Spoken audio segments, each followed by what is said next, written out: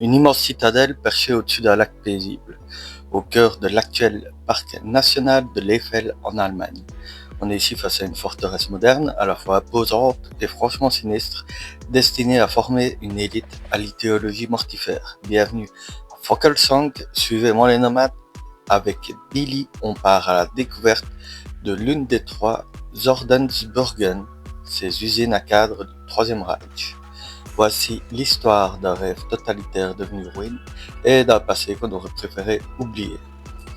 Tout commence en 1933. Hitler accède au pouvoir et le parti nazi, le NSDAP, devient machine d'État mais manque de cadres qualifiés. Robert Ley, figure centrale du parti et responsable de la Deutsche Arbeitsfront, propose de créer une filière d'éducation idéologique qu'on appelle les Ordensburgen. Construite sur le modèle de l'ordre médiéval teutonique, ces institutions doivent produire clairement une race de dirigeants qui sont jeunes, disciplinés et fanatisés. Fockelsang, Schonthofen et Kreuzency deviennent alors les piliers de ce projet. Chaque étape de la jeunesse hitlérienne, du Jungvolk à la SA ou SS, doit théoriquement mener à ces bastions d'endoctrinement. Le processus est pensé comme une chaîne et Fockelsang en représente la force finale. Les étudiants s'appellent les Ordensjünger. Ils ne sont pas choisis pour leur intelligence, c'est le moins qu'on puisse dire, mais pour leur conformité physique et raciale. Être aria, mesurer au moins 1,60 m, être en bonne santé et bien sûr être prêt à une obéissance absolue. Leur formation mêle le sport de l'élite, l'escrime, l'équitation, l'endoctrinement racial évidemment, avec une idéologie antisémite et eugéniste, le maniement des armes et le culte du parti, le tout dans une ambiance de camaraderie militaire. Les repas sont servis à table par du personnel civil, les draps sont lavés pour eux, et il faut se remettre dans le contexte de ces jeunes qui sont marqués par la crise de 1929 et pour eux c'est clairement un goût de privilège, un changement de radical. La plupart de ces jeunes ont perdu leur papa pendant la Première Guerre mondiale et sont un peu livrés à eux-mêmes sans vraiment de perspective d'avenir, contrairement à ce que leur propose l'éducation intellectuelle qui est réduite à la propagande de ces écoles, car les seuls livres autorisés sont ceux du parti. Alors je fais une petite parenthèse sur le parc national de l'Eiffel et sur Bockelsang aujourd'hui, car on se trouve ici en plein milieu du parc national de l'Eiffel et c'est l'un des plus grands espaces naturels protégés d'Allemagne. On a un site qui attire ici chaque année des milliers de visiteurs venus autant pour son histoire que pour sa nature. On peut y randonner dans un cadre magnifique sur des sentiers balisés, observer des cerfs, des sangliers ou des faucons et profiter de superbes panoramas sur la vallée de l'Urft. Mais Vockelsang, c'est pas seulement une destination nature, c'est aussi un lieu de mémoire. On a ici deux musées qui s'y partagent l'espace. Il y en a qui est consacré à l'histoire du site et à l'idéologie nazie, et l'autre dédié au parc national et à sa biodiversité. Les deux sont assez modernes, interactifs, accessibles. Et bonne nouvelle pour les amateurs de chiens comme moi, les chiens de New Orleans sont les bienvenus dans l'ensemble du complexe et peuvent également visiter les musées avec leur humain préféré. Donc voilà, et pour ceux qui veulent prolonger l'expérience, ben on est passé en arrivant devant un camping qui se trouve vraiment à proximité immédiate du site et qui offre une bonne solution si tu veux passer la nuit à Vockelsang dans ton van. Donc en théorie, fin de la parenthèse, les Ordensbrücken devait être la voie royale vers les plus hautes sphères du parti nazi et en réalité dès le départ le programme c'est un véritable chaos. Il n'y a pas assez de professeurs qualifiés, on n'a pas vraiment de plan pédagogique ou de programme clair, les cycles sont souvent interrompus et la formation et improvisé. Oh, alerte au gogol! Alerte au gogol, les enfants! Vogelsang ne forme d'ailleurs que 2 promotions avant 1939. Et pour combler le vide, on relâche un peu les critères, notamment l'âge plafond qui a augmenté pour pouvoir accueillir certains anciens combattants en difficulté. Donc beaucoup espèrent de leur passage à Vogelsang que cela facilitera, ou c'est dur à dire, ça facilitera leur ascension dans le parti. Mais ces espoirs seront rapidement balayés car le programme manque clairement de crédibilité même au sein du parti NSDAP et beaucoup de hauts cadres le considèrent comme une lubie de Robert Ley.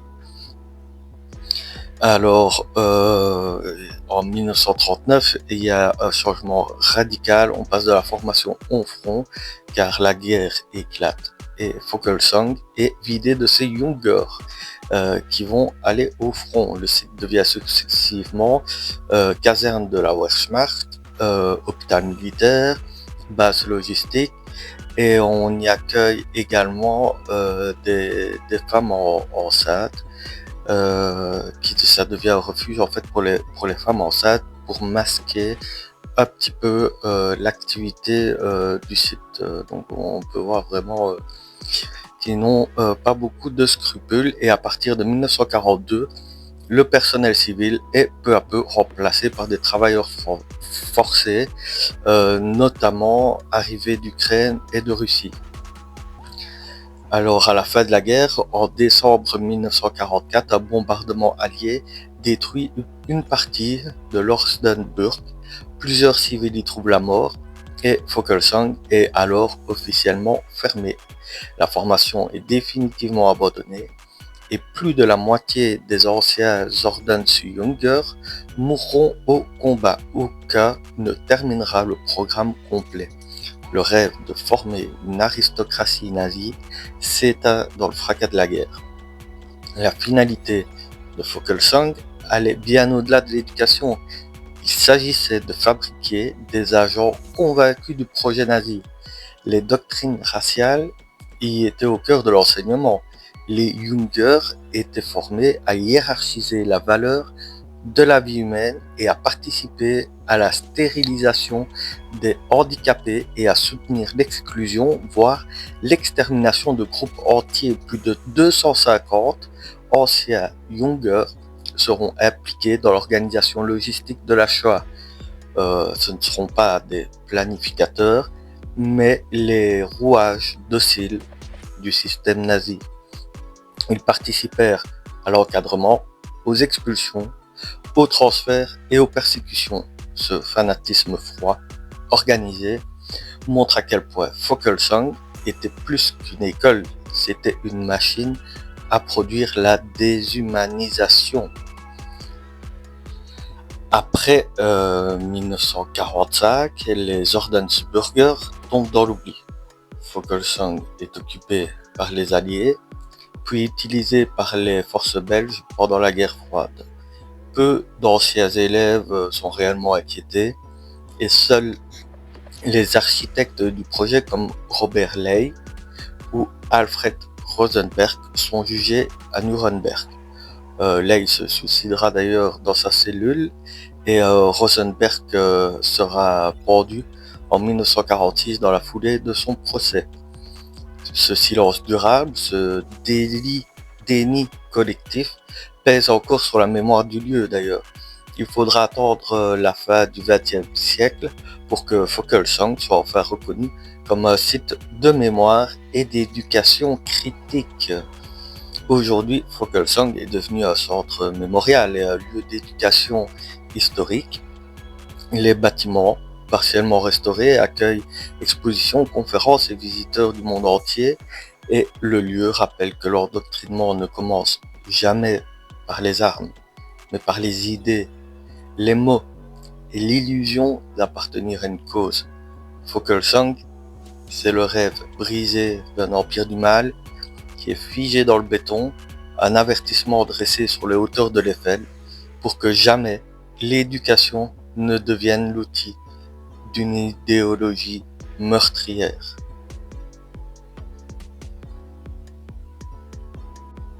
Voilà, j'espère donc que ce petit cours d'histoire improvisée t'a plu. Et nous, on va aller faire l'entretien du camion.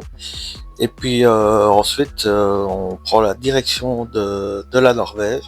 Donc on va aller au Danemark jusqu'à Copenhague. Et puis on va passer le pont pour arriver à Malmö. Et puis après, direction Oslo.